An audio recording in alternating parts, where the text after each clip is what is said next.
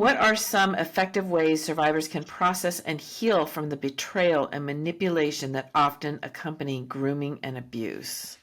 Because I'm sure that there's a lot of survivors that go, how could I not see that? No, you can't. Mm-hmm.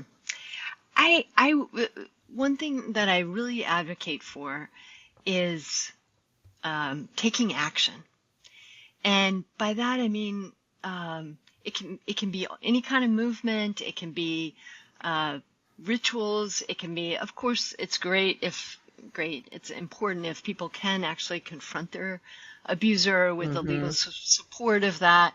But that's not available to everyone, or is it something that everybody wants to put themselves through? So there's no judgment about that. But even just being able to write a letter that you wouldn't even send, but just the act of expressing and getting it out there, or doing some psychodrama, or having some way that there's an expression, because the trauma, we hold that in our bodies. And again, when we were abused, there's more freezing and constriction and lack of being able to move that energy. So anything now, even for people to be able to like express that through creativity or dance or singing, or is incredibly integrating for our systems, I think. Writing a letter was a big one for me. I've done that numerous times, and that is so powerful. It's incredibly powerful, and again, it doesn't have to be sent. It's just like, what would you like to say that you couldn't say back then? Right. How do you give freedom to your voice and your anger and whatever else comes up around the betrayal?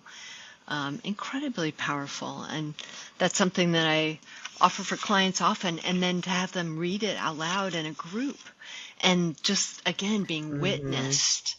And for me, you know, I wrote a letter, in a contact, I told my parents, and then writing this memoir as part of that, also continual journey of putting my story out in the world, hopefully as an offering to others.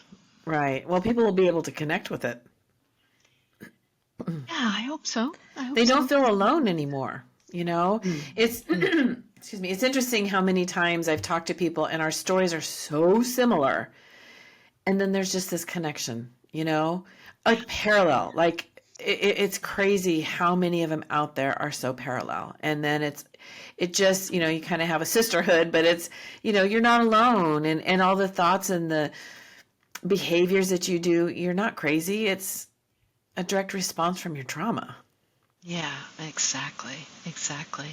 And we can see that sometimes, like when we're in a situation and our response is out of proportion to the situation. It's like, oh, okay, there's my trauma. How do I slow that down? How do I, you know, give myself more choices and more space around that? Because that's really where we reclaim our agency as well, our agency to move in the world differently than just from our reactivity. Yeah, I'm glad you said that, because that's so true. It's when you get triggered and you give yourself that space. And I always describe it as like, my reaction is so over the top and does not match what's going on, and you feel out of control. Yeah, it's time to take a step back and breathe and get a different perspective. Yes, exactly.